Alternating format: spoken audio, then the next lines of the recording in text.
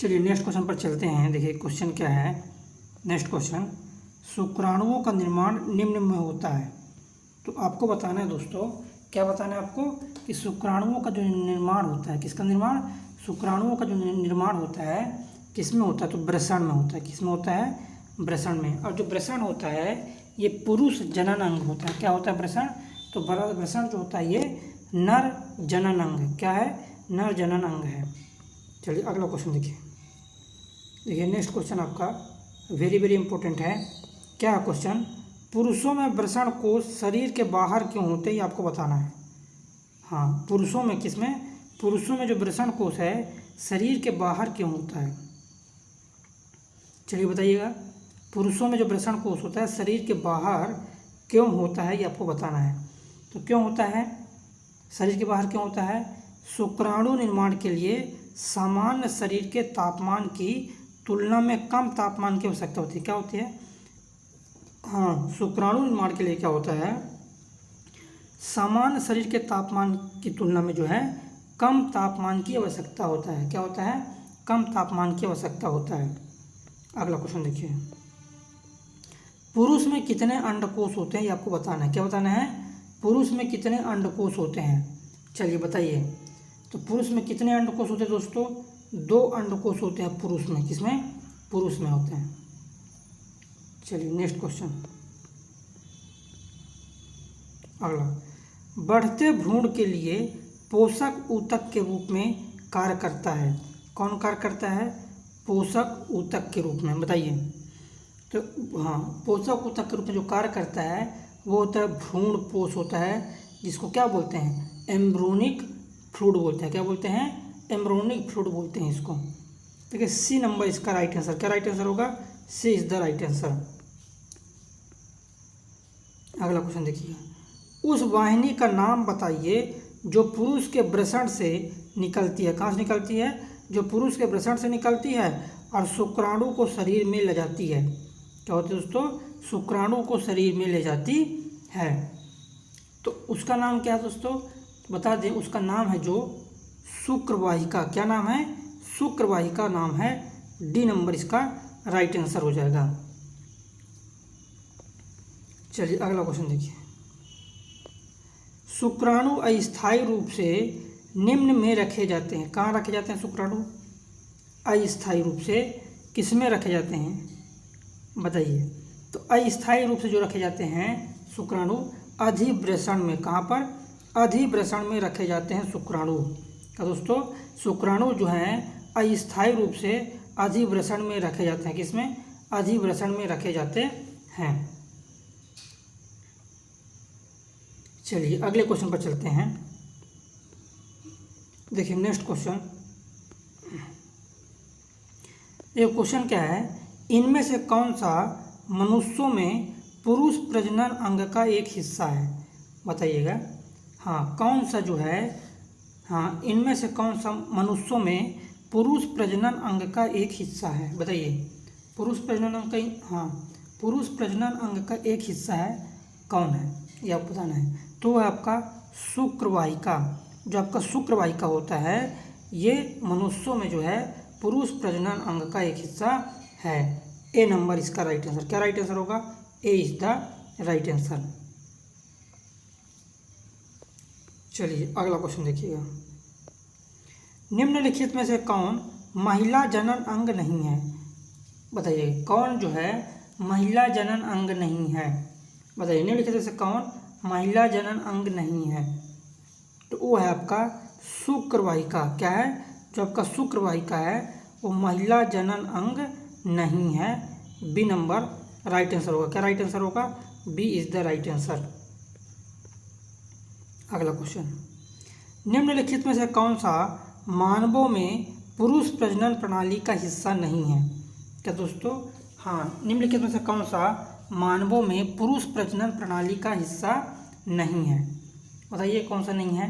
तो है दोस्तों आपका अंडाशय, जिसको हम ओवरी कहते हैं। क्या बोलते हैं, अंडाशय या ओवरी जो होता है पुरुष प्रजनन प्रणाली का हिस्सा नहीं है। बी नंबर इसका राइट आंसर होगा। क्या राइट आंसर होगा, B is the right answer. अगला क्वेश्चन देखिए, निम्नलिखित में से कौन सा मादा प्रजनन तंत्र का एक हिस्सा नहीं है? बताइए, निम्नलिखित में से कौन सा जो है मादा प्रजनन तंत्र का एक हिस्सा नहीं है? तो कौन सा नहीं दोस्तों मादा प्रजनन तंत्र का एक हिस्सा नहीं है? तो वो है आपका शुक्रवाहिका। क्या हो जाएगा? जो आपका शुक्रवाहिका है मादा प्रजनन तंत्र का हिस्सा नहीं है। चलिए नेक्स्ट क्वेश्चन पर चलते हैं। अगला क्वेश्चन देखिएगा, निम्न में मांसपेशियों के लयबद्ध संकुचन के परिणाम स्वरूप बच्चा होता है। बताइए किसके मांसपेशियों के लयबद्ध संकुचन के परिणाम स्वरूप जो है बच्चा होता है? तो बता दें आपको, गर्भाशय के लयबद्ध संकुचन के कारण जो क्या होता है बच्चा पैदा होता है। क्या होता है? बच्चा पैदा होता है। चलिए नेक्स्ट क्वेश्चन देखिएगा। देखिए आरआरबी ग्रुप डी में आया हुआ क्वेश्चन, किसमें आया है? आरआरबी ग्रुप डी में आया क्वेश्चन, इसलिए वेरी वेरी इंपॉर्टेंट हो जाता है कि मादा रोगाणु कोशिकाएं या अंडे किसमें निर्मित होते हैं? बताइएगा, मादा रोगाणु कोशिकाएं या अंडे जो है किसमें निर्मित होते हैं ये आपको बताना है। तो किसमें निर्मित होते हैं दोस्तों बताइएगा? तो ये निर्मित होते हैं अंडाशय या ओवरी में। किसमें? अंडाशय या ओवरी में निर्मित होते हैं।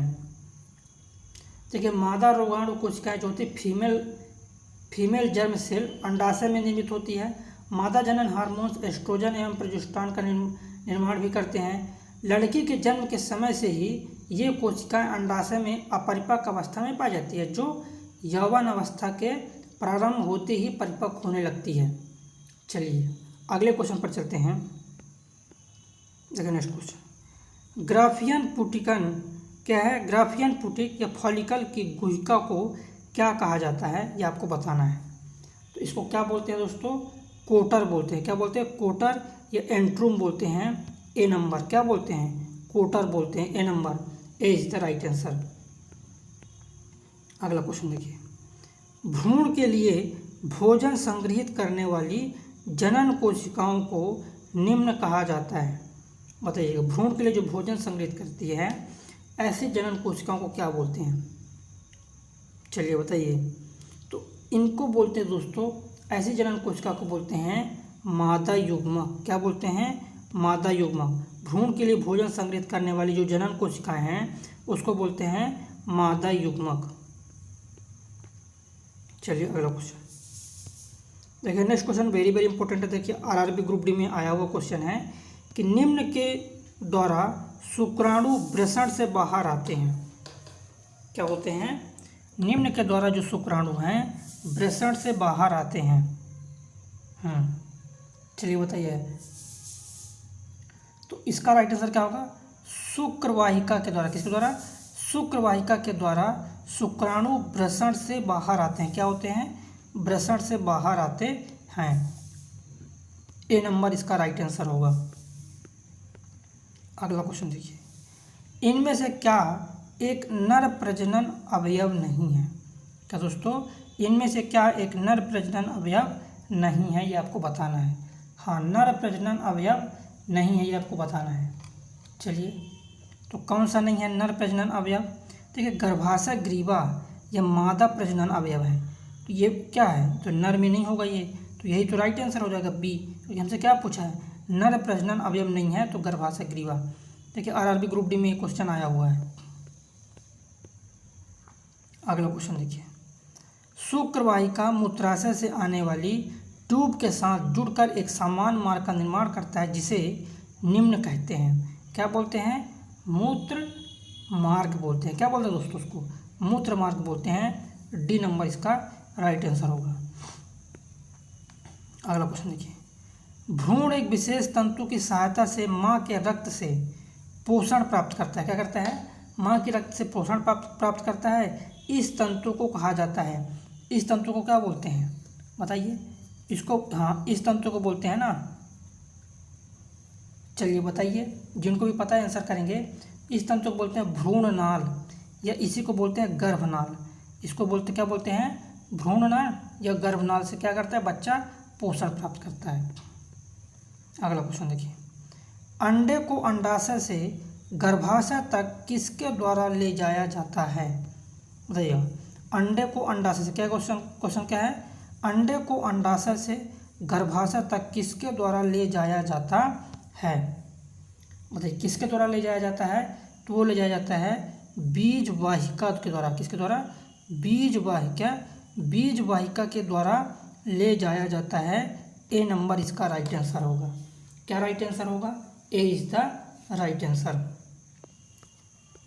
अगला क्वेश्चन देखिए, मानव शरीर का कौन सा अंग अंडे को अंडाशय से गर्भाशय तक ले जाता है। क्या करता है, अंडे को अंडाशय से क्या करता है, हाँ अंडे को अंडाशय से गर्भाशय तक ले जाता है। तो कौन ले जाता है दोस्तों, तो वो ले जाता है फैलोपियन ट्यूब।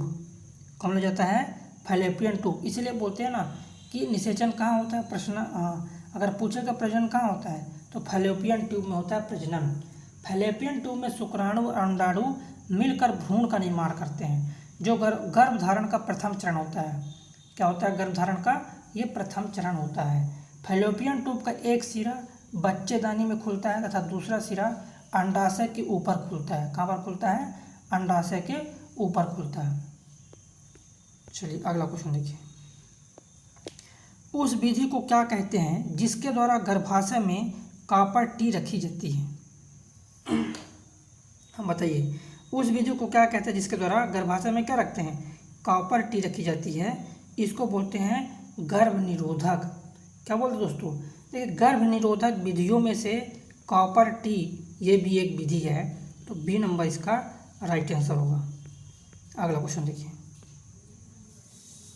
नेक्स्ट क्वेश्चन, नर प्रजनन तंत्र के कौन से अंग में मुख्य आनुवांशिक सामग्री पाई जाती है।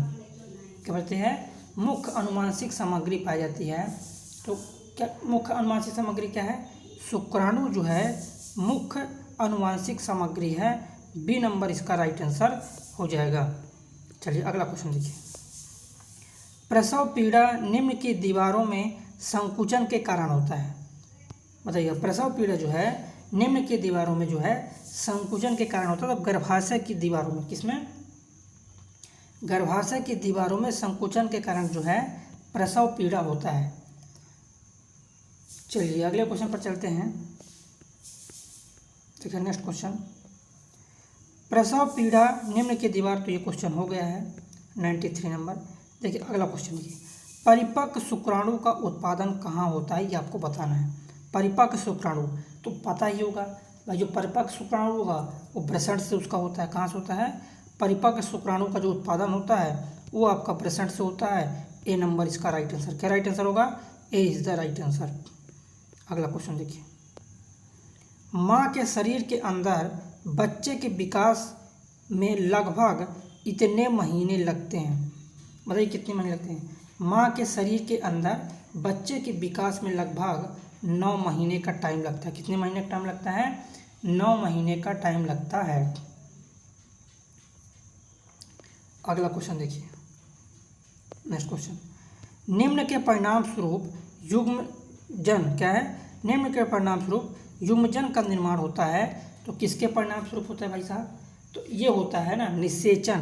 प्रजनन के परिणाम स्वरूप जब प्रजनन होता है उसके बाद युग्मनज का जो है वो निर्माण होता है। चलिए अगला क्वेश्चन देखिए, मनुष्यों में निषेचित जो अंडा है निम्न के स्तर में प्रत्यारोपित होता है। तो किसके स्तर में, बताइएगा किसके स्तर में जो है प्रत्यारोपित होता है। चलिए आंसर करेंगे सभी लोग। तो गर्भाशय के स्तर में, किसमें, गर्भाशय के स्तर में क्या होता है, प्रत्यारोपित होता है। अगला क्वेश्चन, निषेचित अंडा युग्मज किसमें समाविष्ट हो जाता है। क्या क्वेश्चन, किसमें, हाँ किसमें समाविष्ट हो जाता है। तो ये समाविष्ट जो हो जाता है आपको बता दें गर्भाशय में। किसमें, गर्भाशय में समाविष्ट हो जाता है। बी नंबर राइट आंसर होगा। अगला क्वेश्चन देखिए, मासिक धर्म के कारण योनि में रक्त किस कारण बहता है। बताइएगा, तो मासिक धर्म के कारण योनि में जो रक्त फटता है अंडाशय के फटने से। किसके कारण दोस्तों, हाँ राइट आंसर देखिए पहला शुक्राणु के फटने से, अंडाशय के फटने से, गर्भाशय की परत के टूटने से योनि के दीवारों के टूटने से, तो क्या राइट आंसर होगा बताइएगा। तो इसमें राइट आंसर हो जाएगा गर्भाशय की परत के टूटने से जो है योनि में रक्त बहता है। क्या? गर्भाशय की परत के टूटने से। अगला क्वेश्चन देखिए, प्रजनन की प्रक्रिया के दौरान उत्पन्न होने वाली भिन्नताएं निम्न हो सकती है। क्या भिन्नताएं हो सकती है बताइए। प्रजनन की प्रक्रिया के दौरान उत्पन्न होने वाली भिन्नताएं निम्न हो सकती है, तो वो होती है वंशागत। कैसी हो सकती है? वंशागत हो सकती है। ए नंबर इसका राइट आंसर होगा। क्या राइट आंसर होगा? ए नंबर इसका राइट आंसर हो जाएगा। चलिए अगले क्वेश्चन पर चलते हैं। नर जनन कोशिकाओं का उत्पादन निम्न में होता है। जो नर जनन कोशिकाएं होती हैं ना, उनका उत्पादन वृषण में होता है। कहाँ पर होता है? वृषण में होता है, याद रखिएगा। अगला क्वेश्चन देखिए, नेक्स्ट क्वेश्चन देखिए, नर और मादा युग्मक आपस में मिलकर निम्न बनाते हैं। क्या है क्वेश्चन? तो क्वेश्चन है कि नर और मादा युग्मक जो है